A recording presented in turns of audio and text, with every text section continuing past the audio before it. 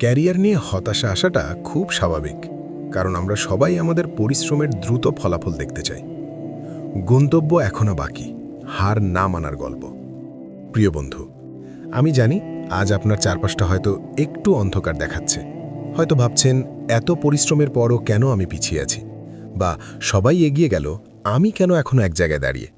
কিন্তু একটা কথা মনে রাখবেন, আপনার বর্তমান পরিস্থিতি আপনার শেষ গন্তব্য নয়। বিরতি মানেই শেষ নয়। গাছ থেকে যখন পাতা ঝরে যায়, তার মানে এই নয় যে গাছটি মরে গেছে। সে আসলে নতুন পাতা গজানোর জন্য প্রস্তুতি নিচ্ছে। আপনার ক্যারিয়ারের এই থমকে যাওয়া সময়টা আসলে আপনার প্রস্তুতি পর্ব। বড় কোনো লাভ দেওয়ার আগে মানুষকে 2 পা পিছিয়ে আসতে হয়। আপনিও এখন সেই অবস্থানে আছেন। সাফল্যের কোনো নির্দিষ্ট সময়সীমা নেই। কে কত দ্রুত সফল হলো সেটা দেখে নিজেকে বিচার করবেন না। কেউ 25 বছরে সফল হয়, কেউ 50 বছরে। মনে রাখবেন, ঘাস আর বাঁশ গাছ এক নয়। ঘাস খুব দ্রুত বড় হয়, কিন্তু তুফানে টিকে থাকতে পারে না। অন্যদিকে একটি বিশাল বাঁশ গাছ প্রথম কয়েক বছর মাটির নিচে শিকড় ছড়ায়, যা কেউ দেখতে পায় না। কিন্তু যখন সে বড় হতে শুরু করে, তখন সে আকাশ ছোঁয়া উচ্চতায় পৌঁছায়। আপনার লড়াকু সত্তাকে হারাবেন না।